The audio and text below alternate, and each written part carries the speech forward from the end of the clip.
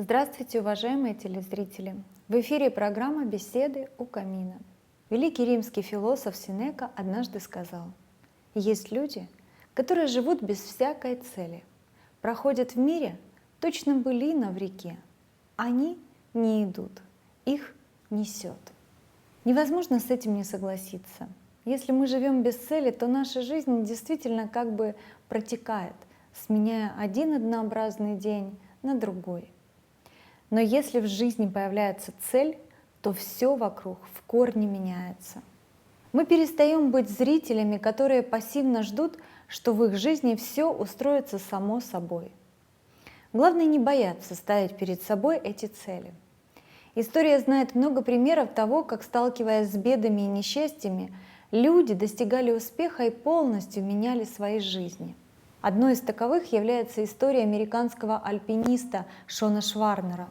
Шон стал известен на весь мир тем, что стал первым выжившим после рака человеком, поднявшимся на гору Эверест.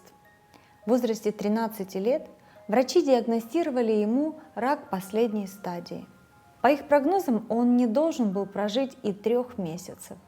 Но он выжил. Через некоторое время болезнь вновь вернулась к нему, и он перенес операцию по удалению одного легкого. Врачи вновь решили, что пациент не протянет и 2 недель. Но у Шона были другие планы на жизнь. Он мечтал подняться на Эверест. Самая высокая на Земле гора. Она известна своими тяжелыми условиями. Сильные порывы ветра, нехватка кислорода, метели, смертельно опасные сходы лавин.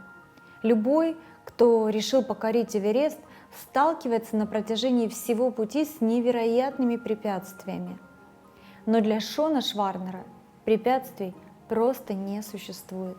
С одним легким, вопреки прогнозам врачей, он поднялся на самую высокую точку мира, на вершину Эвереста. Сейчас Шон Шварнер полон желания и сил своим примером вдохновлять на борьбу с болезнями людей по всему миру. Заканчивая программу, хочется пожелать нам всем ставить перед собой цели, в каком бы положении мы ни находились сегодня. Только цель помогает увидеть свое будущее и поверить в лучшее. Удачи вам!